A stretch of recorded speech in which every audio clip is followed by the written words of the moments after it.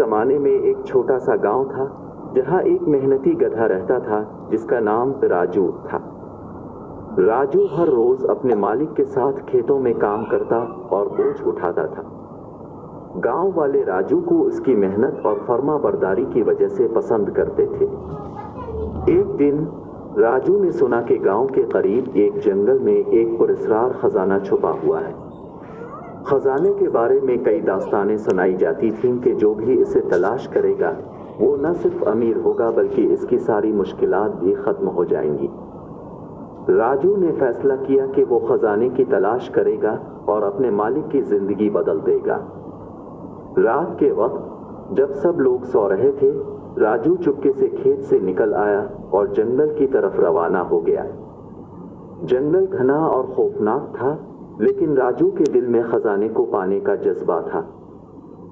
راستے میں اسے بہت سی مشکلات کا سامنا کرنا پڑا، جیسے کہ گھنے درختوں کے درمیان راستہ کھو جانا اور جنگلی جانوروں کا سامنا کرنا۔ رات جب راجو تھک کر ایک درخت کے نیچے آرام کر رہا تھا، اسے ایک بزرگ شخص نظر آیا۔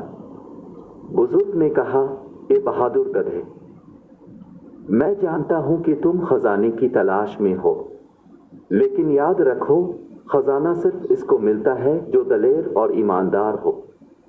راجو نے بزرگ کا شکریہ ادا کیا اور اپنے سفر کو جاری رکھا۔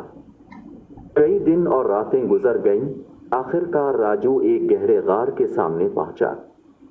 غار کے دروازے پر ایک پتھر پر لکھا تھا، غار میں صرف وہی داخل ہو سکتا ہے جس کا دل صاف اور ارادے نیک ہوں۔ راجو نے اپنی ساری طاقت جمع کی اور غار میں داخل ہو گیا۔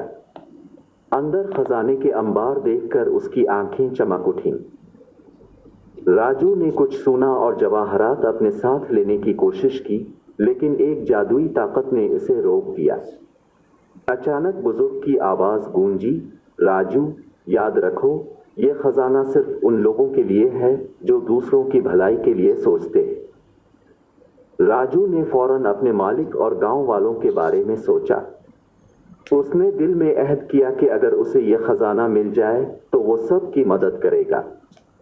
اس کے عہد کے ساتھ ہی جادوئی طاقت ختم ہو گئی اور راجو نے جتنی چاہی سونا اور جواہرات لے لیے۔